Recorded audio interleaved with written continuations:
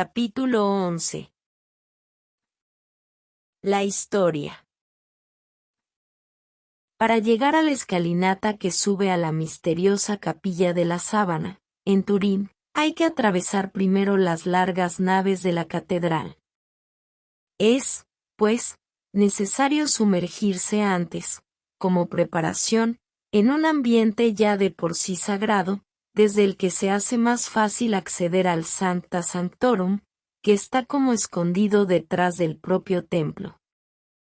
Al fondo, a ambos lados del altar mayor, se abren, en efecto, las dos altísimas puertas desde las que inician la subida dos escaleras paralelas de mármol oscuro, con una curva sinuosa, hacia una altura que a primera vista no puede apreciarse.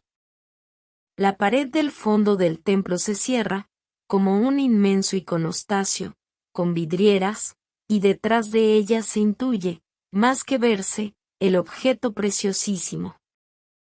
Las vidrieras están a tal altura que desde allí debería derramarse durante el día la luz del sol sobre el templo. Sin embargo, se difumina una luz lejana y mística que ilumina el objeto, que está allí detrás. A una altura desproporcionada y sorprendente, como una medieval aparición del Santo Grial. Jamás en la historia se supieron aliar de tal manera la grandiosa voluntad de unos protectores y la intensidad de inspiración de un arquitecto, como lo hicieron los Saboya y el barroco Guarini, para lograr expresar la trascendente exclusividad de un objeto y para modelar, de manera verdaderamente única, el espacio que debía acogerlo. Nada más poner el pie en las gradas de la escalinata se siente uno repentinamente sobrecogido, y casi turbado por su forma, que es de triple curva y que parece huir hacia los lados. Como si el mármol perdiese materialidad peldaño a peldaño, y se hiciese impalpable a medida que uno se va adentrando en el misterio. Al empezar a subir no se tiene ni idea de a dónde se acabará por llegar. Los peldaños son muchos, y a pesar de tener una gran anchura, suscitan, a causa de su caprichoso diseño ondulante y sinuoso, una creciente sensación de despegue del ambiente que se va dejando a la espalda. Casi cabría decir de incorporeidad. Si alguna vez ha existido una arquitectura condicionante, descriptiva e influyente, es esta. Las paredes son de mármol negro y dolientes, pero no frías.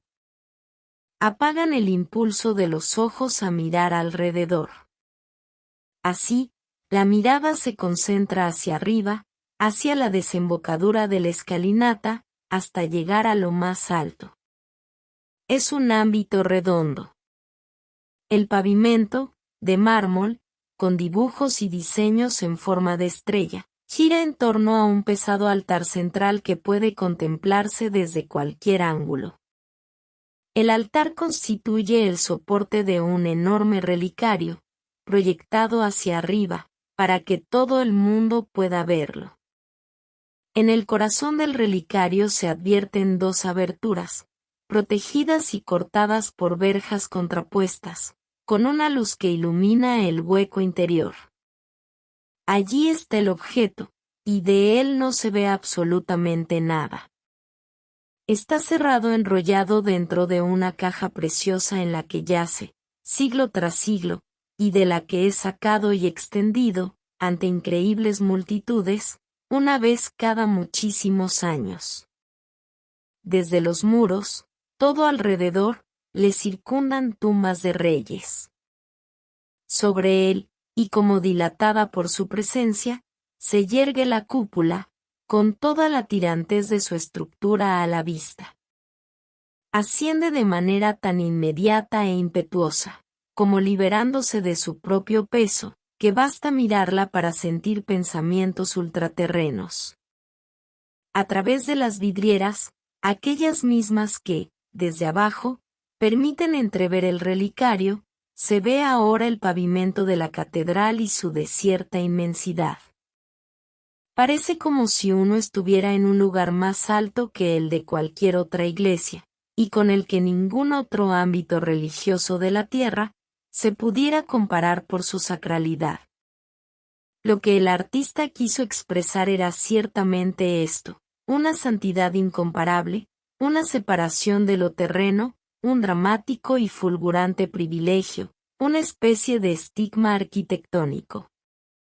El lugar, sin un solo ángulo recto, a no ser la línea cuadrada de aquella caja, parecida a un ataúd, logra hoy todavía transmitir la barroca vibración mística que el arquitecto había imaginado.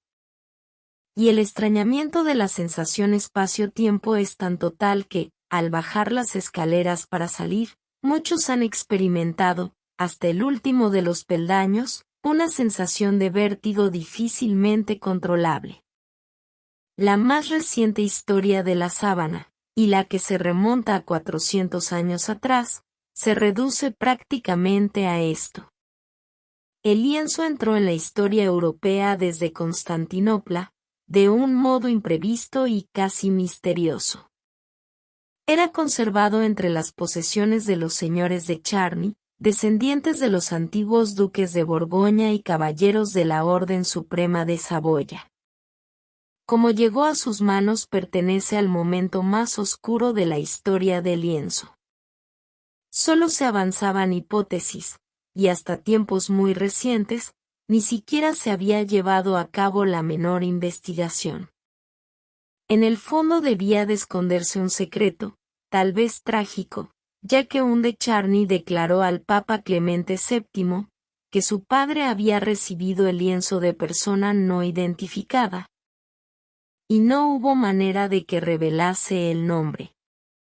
Han Wilson pensó, en un determinado momento, que había encontrado la explicación de tan obstinado silencio. En tiempos remotos, un de Charny había pertenecido a la esotérica orden de los Caballeros Templarios, cuyo priorato de Normandía había regentado. En 1314, por sentencia del rey de España Felipe el Hermoso, el gran maestro de los templarios fue llevado a la hoguera, y de Charny murió con él. La orden de los templarios fue disuelta y sus riquezas y propiedades confiscadas por la corona de Francia. Ahora bien, como recuerda Han Wilson, los templarios habían celebrado un culto secreto en torno a la sagrada imagen de un rostro que solo los iniciados, y eso, tras larga espera, podían contemplar. Cuando en 1307 comenzó la persecución, el misterioso objeto desapareció y nadie volvió a saber nada sobre él, ni uno solo de los templarios habló, ni siquiera sometido a tortura. En los años 50 fue demolido, en el pueblecito inglés de Templecombe, un antiguo edificio dedicado al culto que, según la tradición, había pertenecido a los templarios. Detrás de un viejísimo panel de madera se hallaba todavía oculta, y a pesar de los siglos de abandono, en buen estado de conservación, la pintura de un rostro correspondiente a la leyenda de los templarios. Han Wilson quiso reconocer en ella una cuidadosa copia del rostro de la sábana. Era una hipótesis que no carecía de cierto fundamento, puesto que los templarios habían participado en la toma y saqueo de Constantinopla. En 1205, junto a la más prestigiosa nobleza de Francia. En cambio, según otros historiadores, poco tiempo antes de que los bizantinos reconquistaran Constantinopla, el primer ministro del emperador latino huyó de la ciudad. Y con él llegó a Europa el lienzo, a través de secretos caminos. La reconstrucción es interesante, porque el citado ministro pertenecía a la familia de Jeanne de Vergy, esposa de Charny. Fuese cual fuese el camino, Geoffroy de Charny, señor de extensas posesiones, que se había hecho notar en las guerras de su época, en 1348, al tratar de adueñarse de Calais, cayó en manos inglesas. y al delfín de Francia no le habían parecido demasiado 1000 escudos de oro como rescate, patrocinó la edificación de una iglesia en Lirey, para conservar en ella la sábana, y con este fin obtuvo de los papas Clemente VI e Inocencio VI, indulgencias y privilegios. La fama de la sábana iba a extenderse inevitablemente y atraer a multitudes, como lo demuestra un singular hallazgo. A mediados del siglo pasado fue sacado del Sena, bajo el Pont au Change, en París, un extraño objeto, que hoy se encuentra en el Museo de Cluny. Es un medallón de plomo, una placa en memoria de un acontecimiento. Estilizado góticamente, muestra algunas figuras que en un primer momento resultaron incomprensibles, salvo 2 escudos, heráldicamente reconocidos enseguida como los de Geoffroy de Charny y de su mujer, Jeanne de Bergy. Acerca de las otras figuras que ocupaban el medallón, no hubo manera de entender absolutamente nada, a no ser mucho tiempo después, ya que, en el centro de la composición, está reproducida una larga tela. Tan minuciosamente, que se ve incluso su textura en forma de espina de pez. Sobre la tela está diseñada por entero, extendida, la particularísima impronta de la sábana, anterior y posterior. Este extraño hallazgo añadió a los años franceses del lienzo, el testimonio concreto de un objeto recuerdo, perdido quién sabe como por algún peregrino en las aguas del Sena. En aquellos años, la sábana era ya conocida en Italia, o al menos en el Piamonte, porque, en 1300, el obispo Aimone de Urtrieres instituyó, en San Juan de Moriana, la fiesta de la sábana santa. Antes de la conquista de Constantinopla, las noticias sobre la sábana santa llegaban a Europa por mar, por la amplia ruta de los monjes, peregrinos y mercaderes. Gervasio de Tilbury cuenta haber visto un lino, tamamplum extensum, que cuando el cuerpo bajado de la cruz había sido dispuesto para la sepultura, había podido dejar en él toda su huella, con las señales de la crucifixión. Esta información, ya entonces famosa, había atravesado el mar y la Europa continental y había llegado a Gran Bretaña. Viajeros y guerreros, mercaderes, monjes y peregrinos coloreaban periódicamente con su fantasía las formas de un objeto tan extraño, y tan sin parangón posible como este, y lo enriquecían con las leyendas que habían oído en tierras lejanas, ampliadas por su cuenta en las largas vigilias, y transcritas con el más ingenuo de los entusiasmos. Surgió así una sección importante de la literatura medieval francesa, y, como veremos, se extendió por Europa la leyenda dulce y prodigiosa de aquella mujer de Jerusalén llamada Verónica, y del lienzo en el que milagrosamente había quedado impreso el sublime rostro.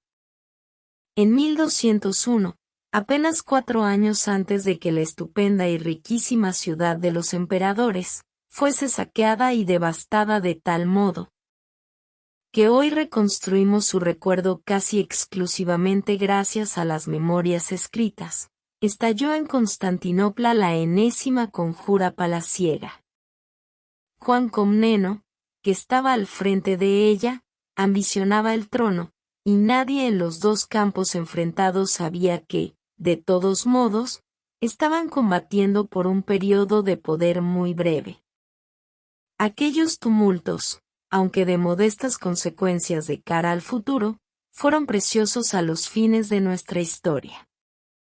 Puesto que los partidarios de Juan Comneno trataban de asaltar el Palacio Imperial y sus preciosas iglesias, la defensa de la Capilla Imperial de Santa María fue confiada a Nicolás Mesaritis, patriarca de Constantinopla y hombre de letras, quien, para incitar a la población a luchar contra Comneno, escribió una lista, el Decálogos, de los tesoros históricos y religiosos conservados en dicha capilla.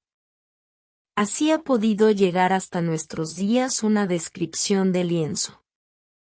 Un trozo de tela, dice Nicolás Mezaritis, de poco valor, y es obvio que así lo pareciese el lino en una corte imperial, en la que todos vestían de oro, púrpura y seda, la que encontraron disponible en aquel momento.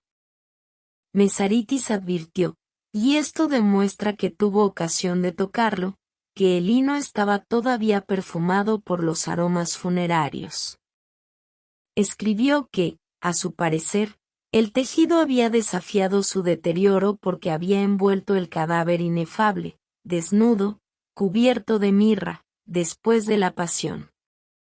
El hecho de haber visto la impronta del cuerpo sobre el lino se concentra en una única palabra, desnudo, lo cual debía de ser tan intolerable para aquella cultura formalista, hierática y ritualista, que Mezaritis no se atrevió a describir ni el más pequeño detalle, como si sus ojos hubiesen apenas rozado el lienzo, para abandonar inmediatamente lo que a ningún ojo humano de aquel tiempo debía parecerle lícito ver. 30 años antes, en 1171, un joven rey, Amaury de Jerusalén, fue conducido por el emperador de Bizancio, Manuel Comneno, a las más secretas estancias del Bucoleón. Allí donde ningún ojo humano podía penetrar. Los pocos testigos de ello se quedaron verdaderamente asombrados por la excepcionalidad del privilegio, por la inenarrable fastuosidad de aquellos ámbitos y por lo que tuvieron ocasión de ver.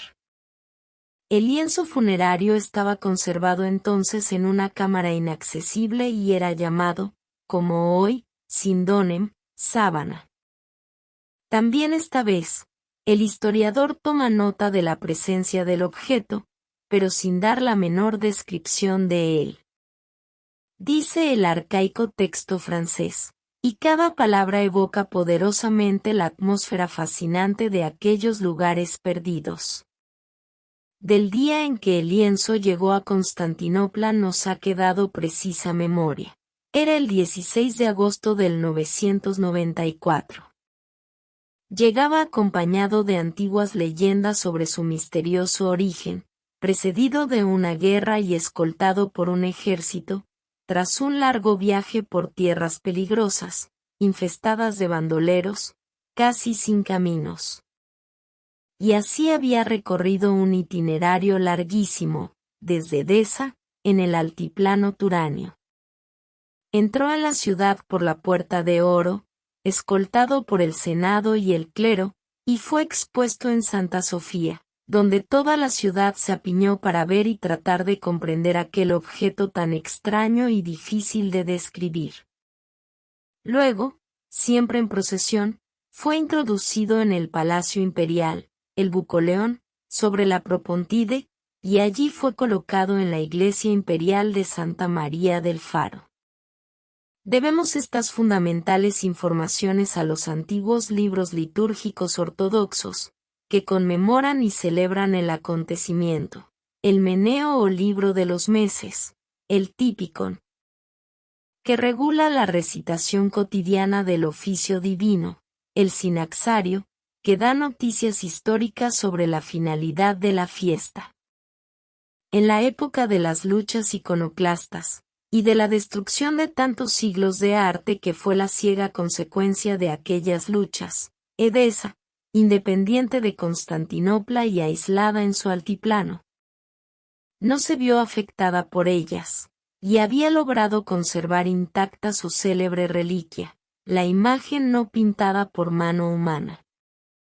Pero apenas se calmó, como todos los extremismos, la tempestad iconoclasta, Constantinopla se puso a buscar lo que había podido sobrevivir a la destrucción. Los restos de los antiguos tesoros que podían reconducir al pasado perdido. Alguien se acordó entonces de la imagen de Edesa.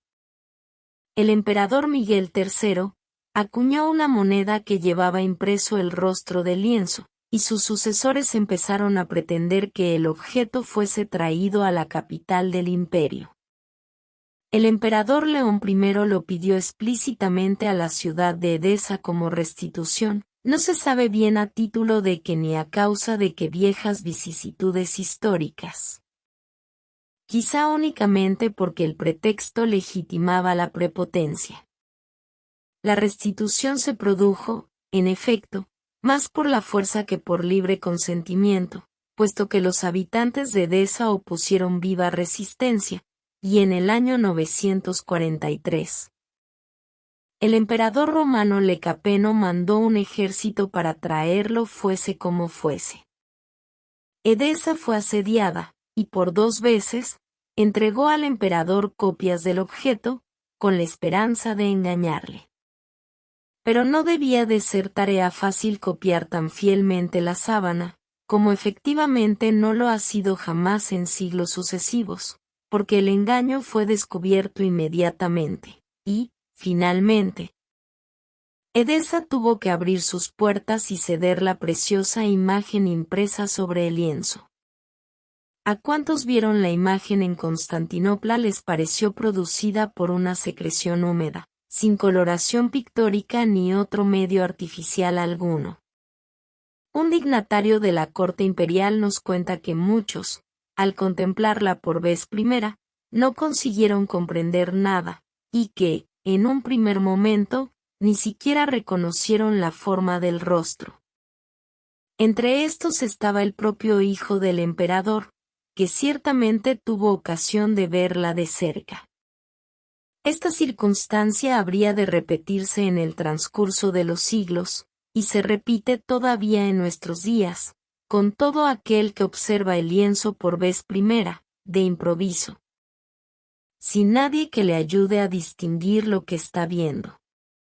Es decir, que a los bizantinos les afectó ese fenómeno de inhibición neurolateral, que la impronta provoca a causa de su levedad y ausencia de bordes.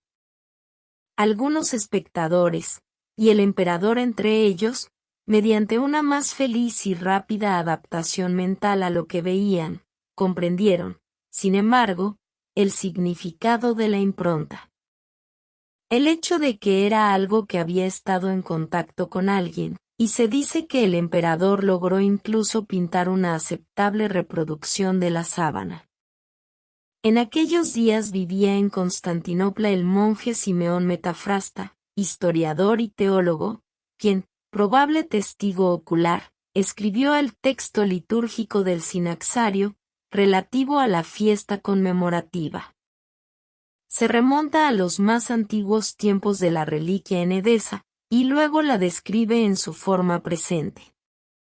Así, en medio de tantas informaciones poéticas y legendarias, nos ha podido llegar un detalle que es significativo en la historia de la sábana durante aquellos siglos.